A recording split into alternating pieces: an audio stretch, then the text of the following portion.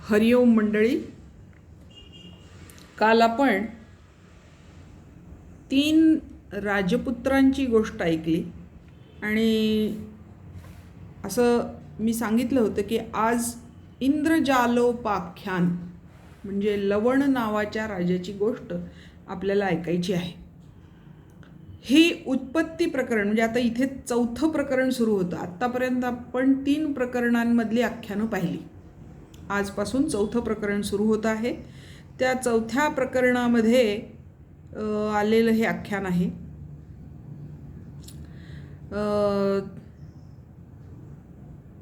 वसिष्ठ रामाला म्हणतायत, अत्र ते शृणु वक्ष्यामि वृत्तांतम इमम उत्तमम जगती इह ऐन्द्रजालश्रीः चित्तायत्ता यथा स्थिता. रामा, मी आता तुला असा वृत्तांत सांगणार आहे की जगामध्ये हे जादूमधली श्रेष्ठ जादू काय आहे आणि त्या जादूनी काय काय साध्य होतं हे याबद्दलचं हे उत्तम असा वृत्तांत तुला मी सांगणार आहे. मंडळी, हे उपाख्यान योग वासिष्ठाच्या सर्वोत्कृष्ट उपाख्यानांपैकी एक उपाख्यान आहे. याचं वैशिष्ट्य वगैरे आता पुढे पुढे आपण जेव्हा बघू तेव्हा दिसेलच. रामाला हे समजावू इच्छितात वसिष्ठ इथे की हे संपूर्ण जग मनामध्येच एका क्षणामध्ये निर्माण होतं. मन निर्माण करतं. मन हे सगळं जग एका क्षणात निर्माण करतं आणि काही क्षणात त्याला नष्ट करून टाकतं. तूच घडविशी तूच मोडीशी नकळे यातून काय जोडीशी, हे माडगुळकरांचं गाणं आठवतं. परमेश्वरच ह्याचा निर्माता आहे. परमेश्वरच ह्याचा लयकर्ता आहे. यातून तो नवीन काय निर्माण करतो ते परमेश्वरालाच माहीत. पण हे माणसाला पण लागू आहे. माणूसच या विश्वाची आपल्या मनामध्ये एका क्षणात निर्मिती करतो, एका क्षणात ती मोडून टाकतो. आणि त्यामुळे बाह्य जगामध्ये या सगळ्या घटना घडण्यासाठी जितका वेळ लागतो, अनेक युग उलटून जातात, तरीही बाह्य जगात या घटना पूर्ण होत नाहीत. त्या आपल्या स्वप्नामध्ये, त्या आपल्या मनामध्ये एका क्षणात पूर्ण होतात. तर त्याचं एक प्रत्यक्ष उदाहरण या उपाख्यानामध्ये वसिष्ठांनी सांगितलेलं आहे. आपण एरवीसुद्धा याचा अनुभव घेतो की आपल्या म्हणजे काही क्षणांच्या स्वप्नामध्ये केवढ्या तरी मोठ्या घडामोडी घडून गेलेल्या असतात. तसंच या राजाच्या गोष्टीमध्ये आहे. लवण नावाच्या राजाची गोष्ट आहे. काय गोष्ट आहे तर उत्तर पांडव नावाचं एक राज्य होतं. उत्तर पांडव नावाच्या राज्यामध्ये एक लवण नावाचा धर्मात्मा आणि प्रतापी असा राजा राज्य करत होता. आणि त्याचं वैशिष्ट्य हे की तो हरिश्चंद्राच्या कुळातला आहे. म्हणजे हरिश्चंद्रासारखाच आहे, सत्यवचनी वगैरे वगैरे. आणि त्याच्या दरबारामध्ये एक दिवस एक असा अत्यंत चित्रविचित्र पोशाख केलेला बराच लवाजमा ज्याच्याबरोबर आहे आणि त्याच्या हातामध्ये असे वेगवेगळ्या विचित्र वस्तू आहेत, असा एक जादूगार त्याच्या दरबारामध्ये येतो आणि राजाला अभिवादन करून विनंती करतो की मला माझी ही जादूची कला दाखवण्याची आपण परवानगी द्यावी, म्हणजे मी इथल्या सगळ्या लोकांना ती माझी कला दाखवू शकेन. आता तो धर्मात्मा राजा त्याला कलाकाराला संधी दिली पाहिजे असं म्हणून तो म्हणतो, ठीक आहे, काय तुझी कला आहे ती दाखव. आणि असं म्हणल्यानंतर तो जादूगार, त्याला ऐन्द्रजालिक असं म्हणतात. संस्कृतमध्ये जादूगाराला नाव आहे ऐन्द्रजालिक. तर तो जादूगार त्या राजासमोर येऊन उभा राहतो आणि पहिलाच प्रयोग राजावरच करतो. काय प्रयोग करतो तर त्याच्या हातामध्ये एक मोठा मोरपिसांचा गुच्छ असतो आणि तो त्या राजाच्या डोळ्यासमोर असा तो मोरपिसांचा गुच्छा फिरवतो. त्याचा परिणाम असा होतो की काही क्षणातच राजा शुद्ध हरपते राजाची आणि तो निद्राधीन होतो, झोपतो, खर्राटे ओढायला लागतो छानपैकी. हे सगळं पाहिल्यावर सगळी सभा स्तिमित होते. सभेला असं वाटतं की यांनी राजाला काय केलं. तिथले सगळे मंत्री, प्रधानमंत्री, अमके ढमके सगळे त्याला बिचाऱ्याला चावचाव करायला लागतात की काय केलं तू राजाला आमच्या, काय केलं आमच्या राजाला. असं त्यांचं बोलणं चालू असतानाच, त्यांचं वाद चालू असतानाच राजा जागा होतो. म्हणजे काही क्षण, काही मिनिट एवढाच तो वेळ असतो. तेवढ्या वेळात राजा पुन्हा भानावर येतो आणि सिंहासनावर बसतो आणि सांगायला लागतो त्यांनी स्वप्नामध्ये काय अनुभव घेतला. मोठा विलक्षण अनुभव त्या राजाने तेवढ्या त्या 2-3 क्षणांमध्ये अनुभवलेला आहे आणि तो ते सांगायला लागतो की मी या 2-3 मिनिटांच्या काळामध्ये मी काय अनुभवलं हे तो सांगायला लागतो. तो अनुभव आपण सगळ्यांनी सुद्धा ऐकण्यासारखा आहे. राजा सांगतो की या जादूगारांनी माझ्या डोळ्यासमोर जी मोरपिसं फिरवली त्या मोरपिसांचे रंग पाहता पाहता मला निद्रा यायला लागली. मी झोपलो आणि मी झोपलेला असताना अचानक मला माझ्यासमोर एक दुसऱ्या राज्यातल्या राजाचा राजदूत येऊन उभा आहे असं दिसलं. अत्यंत तेजपुंज त्याचा पोशाख होता आणि त्याच्यासोबत एक अतिशय छान काय म्हणायचं त्याला, जातिवंत, तेज तर्रार असा छान एक घोडा त्यांनी आणला होता आणि मला असं सांगितलं की आमच्या राजांनी हा घोडा तुमच्यासाठी भेट म्हणून पाठवलेला आहे, तर तुम्ही त्याचा स्वीकार करावा. असं म्हटल्यानंतर राजालाही तो आवडतो घोडा. असं तो राजा त्याचा स्वीकार करतो आणि त्या घोड्यावर बसून राजवाड्याच्या बाहेर पडतो. बाहेर पडल्यानंतर तो जातिवंत घोडा, अत्यंत तेज पळणारा, तो पळायला सुरुवात करतो आणि नंतर तर तो राजाला म्हणजे काबूत आणणं मुश्किल होऊन जातं. तो सुसाट वेगाने पळत सुटतो. राजाच्या नंतर लक्षात येतं की आपण आपल्या राज्यापासून इतके दूर आलो आहोत की आता परत जायचं म्हटलं तरी आपल्याला रस्ता लवकर सापडेल की नाही असं त्याला वाटायला लागतं. आणि म्हणून अत्यंत थकलेला, निराश झालेला असा तो राजा स्वतःला त्या घोड्यावरून असं खाली कसं उतरवावं, कारण त्याचा वेग काही आवरता येत नाही आहे, मग मला खाली कसं उतरता येईल असा विचार करत असतानाच तो घोडा एका वनात शिरतो. आणि मग राजाच्या लक्षात येतं की आपण एखाद्या झाडाची फांदी जर पकडली तर या घोड्यापासून आपल्याला मुक्तता मिळू शकेल. असं म्हणून तो एक संधी पाहून एका मोठ्या झाडाच्या फांदीला लटकतो आणि घोडा खालच्या खाली वेगाने निघून जातो. तो घोडा निघून गेल्यानंतर थोड्या वेळाने, थोडे श्रम कमी झाल्यानंतर तो त्या फांदीवरून, झाडावरून खाली उतरतो आणि त्या झाडाखाली बसतो. आता त्याला जाणीव होते की मला खूप भूक लागली आहे, मला खूप तहान लागली आहे आणि मी खूप थकलो आहे. पण आजूबाजूला काहीच नाही, सगळं जंगल, काहीही दिसत नाही त्याला आजूबाजूला. आणि असं तो अगदी विश्रांत, थकलेला बसलेला असताना त्याला दुरून एक आदिवासी मुलगी डोक्यावर काहीतरी भांडं घेऊन येताना दिसते आणि त्याला त्याची म्हणजे मनामध्ये आशा निर्माण होते की कदाचित हिच्याकडे आपल्याला काहीतरी खायला मिळेल. असं म्हणून ती जवळ आल्यावर तिला तो थांबवतो आणि तिला म्हणतो की मी असा पांथस्थ आहे, मी राजा आहे, पण माझ्या राज्यापासून खूप दूर आलेलो आहे आणि मला आता भूक लागलेली आहे, तर मला काहीतरी खायला देशील का? तर ती सांगते की माझ्या या डोक्यावर जे भांडं आहे त्याच्यामध्ये जांभळाचा रस आहे आणि भात आहे, पण तो मी माझ्या वडिलांसाठी घेऊन चाललेली आहे, त्याच्यामुळे मी तो तुला देऊ शकत नाही.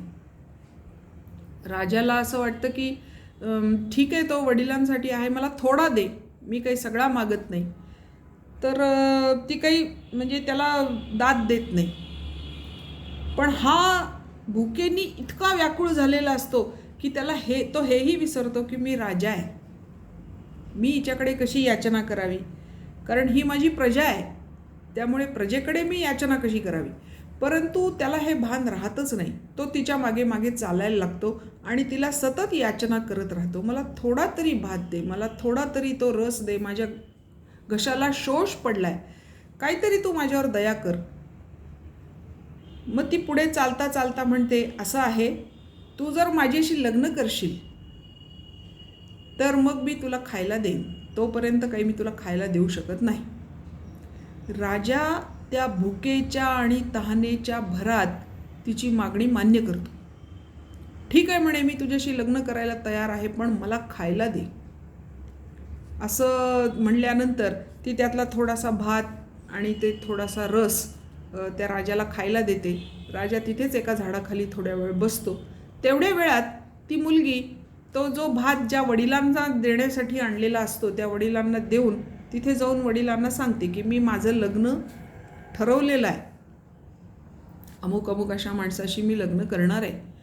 वडिलांना आनंद होतो. एवढ्या वनात राजानी तिच्याशी लग्न करावं यापेक्षा आणखी सुख काय ते असणार.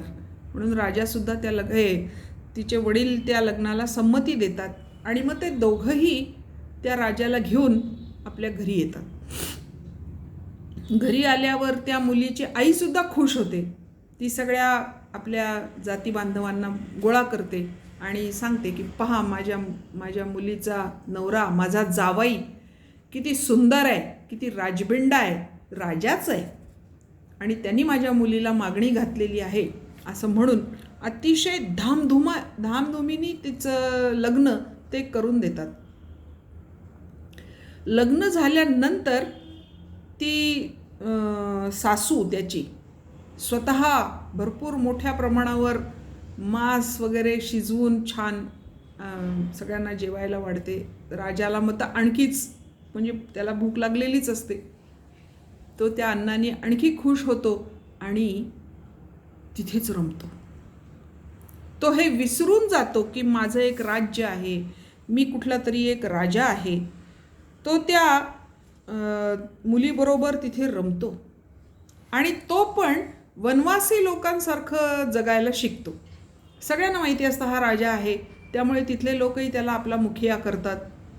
तिथेही तो म्हणजे तसा तो आनंदातच असतो, त्याच्यामुळे त्याला काही आपल्या राज्याची आठवण येत नाही. त्याला असं वाटत नाही की मी राजा आहे आणि मी परत गेलं पाहिजे माझ्या राज्यामध्ये, असं त्याला अजिबात वाटत नाही. कालांतराने त्या दोघांना 3 मुलं आणि 3 मुली होतात आणि छानपैकी ते त्यांच्या संसारात गृहस्थाश्रमामध्ये रमतात. काही दिवसांनी तिथे अचानक आवर्षण म्हणजे दुष्काळ पडतो आणि काही खायला प्यायला शिल्लक राहत नाही, पाणी नाही, खाण्यासारखं काही नाही, शिकार मिळत नाही. म्हणून तो राजा, त्याची बायको आणि त्याचे ते 6 मुलं असे अन्नाच्या शोधात फिरत असतात, भटकत असतात. भटकता भटकता थकतात आणि एका झाडाखाली कुठेतरी थांबतात.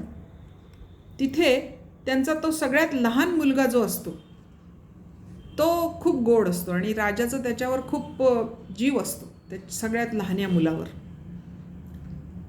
थकल्यामुळे त्याच्या राजाच्या बायकोला आणि बाकीच्या मुलांना झोप लागते, पण हा लहाना मुलगा काही झोपलेला नसतो.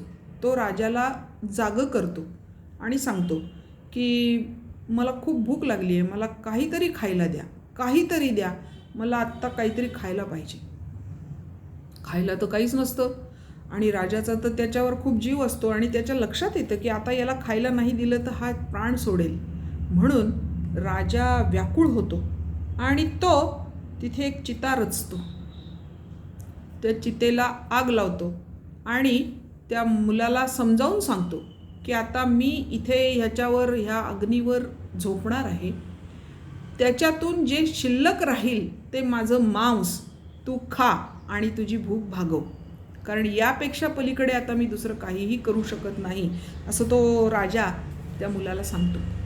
आणि जसे जसे अग्नीचे चटके त्याला बसायला लागतात तसा तसा तो भानावर यायला लागतो आणि इकडे दरबारामध्ये तो उठून बसतो. हे सगळं त्याच्या स्वप्नामध्ये काही क्षणात, काही मिनिटात घडतं आणि तो हे सगळं त्या दरबारातल्या लोकांना सांगतो की यांनी हे मोरपीस माझ्या चेहऱ्यावर फिरवल्यानंतर मी हे सगळं अनुभवलं आहे. आणि असं त्यांनी सांगितल्यावर तो म्हणतो की हे माझं स्वप्न होतं, कारण 2 मिनिट मी इथे फक्त स्वप्नात झोपलो होतो, त्याच्यामुळे हे स्वप्न होतं. तर तो जादूगार सांगतो की नाही, हे एवढ्या वेळामध्ये सगळं तू भोगून आलेलं आहेस आणि तुला जर हे खोटं वाटत असेल तर हे तू जिथे भोगलंस तिथे मी तुला घेऊन जातो, तिथे तू प्रत्यक्ष बघ आपल्या डोळ्यांनी काय आहे ते. तो जादूगार त्यांना तिथे घेऊन जातो आणि तिथे गेल्यानंतर त्या राजाच्या लक्षात येतं, तो ओळखतो, हां हीच मुलगी माझी बायको झाली होती, हेच माझे मुलं आहेत, हाच माझा धाकटा मुलगा आहे. आणि त्या घरामध्ये सगळे दुःखात असतात, कारण तिथे त्या मुलाच्या वडिलांचा देह त्या चितेवर जळून गेलेला असतो आणि त्याच्यामुळे तो मुलगा खुश असतो, पण बाकीचे सगळे दुःखामध्ये असतात, कारण त्यांचा माणूस गेलेला असतो. हे सगळं पाहिल्यानंतर राजा आश्चर्यचकित होतो आणि तो ओळख देत नाही, पण तिथे त्यांचं सांत्वन करतो आणि नंतर आपल्या राज्यामध्ये परत येतो. मंडळी, बाहेर हे सगळं घडण्यासाठी कितीतरी वर्ष जावी लागली असतील, पण 2-3 मिनिटांच्या 2-3 क्षणांच्या त्या झोपेमध्ये, स्वप्नामध्ये हे सगळं जीवन राजा जगून येतो. अशी ही आख्यायिका आहे, ही अशी गोष्ट आहे.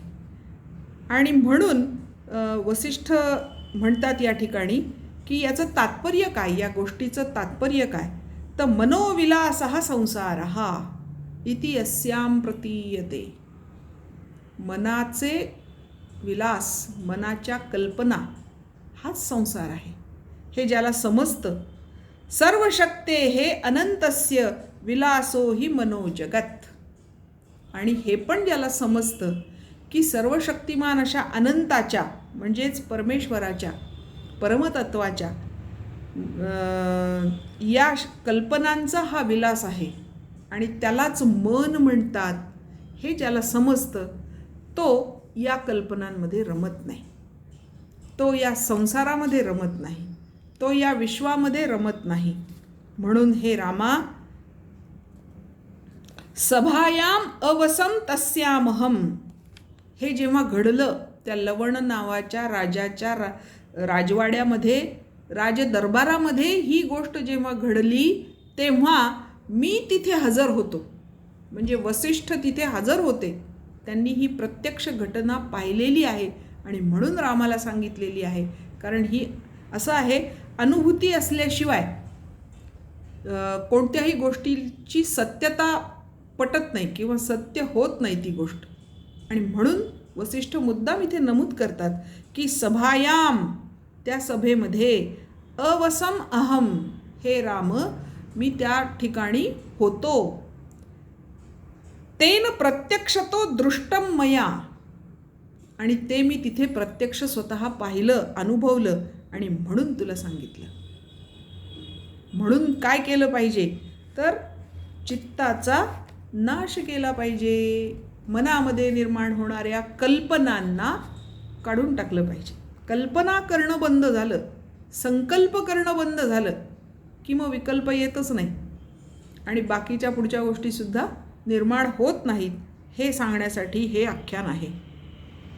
आपण 6व्या भागामध्ये लीला उपाख्यान किंवा मंडप उपाख्यान पाहिलं, कर्कटी उपाख्यान पाहिलं, ऐंदवहा उपाख्यान पाहिलं, म्हणजे इंदू नावाच्या ब्राह्मणाच्या मुलांची गोष्ट आपण पाहिली.